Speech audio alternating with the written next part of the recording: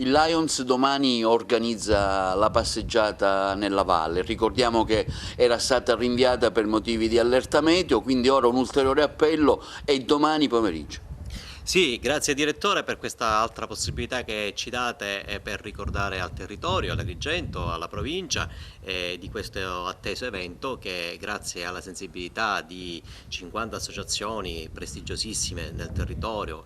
che hanno aderito all'invito del distretto regionale Sicilia Y108B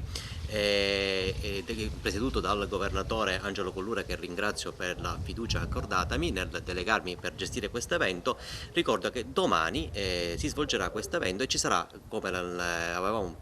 organizzato la volta precedente, la possibilità di usufruire di un servizio di navette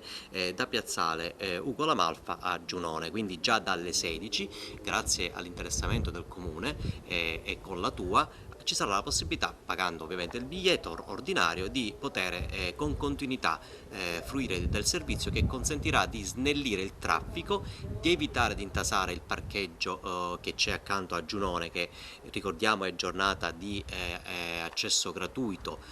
nella Valle dei Templi, quindi tanti visitatori andranno lì, ci saranno altre manifestazioni, quindi è importante che ci si prepari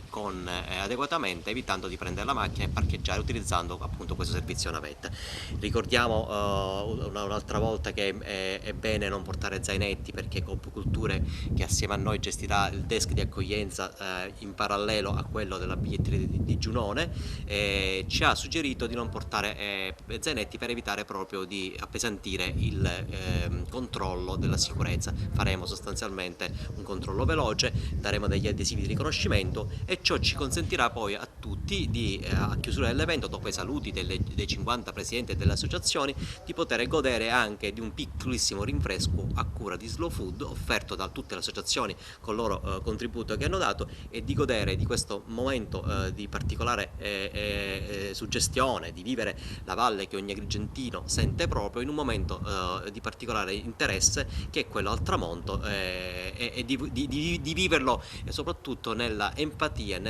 all'insegna della socializzazione con tutti gli altri partecipanti, per promuovere, ricordiamolo ancora una volta, quello che è il service dei Lions per la salute, una passeggiata per la salute, promuovere questa sana abitudine che tanto fa bene e previene tantissime patologie.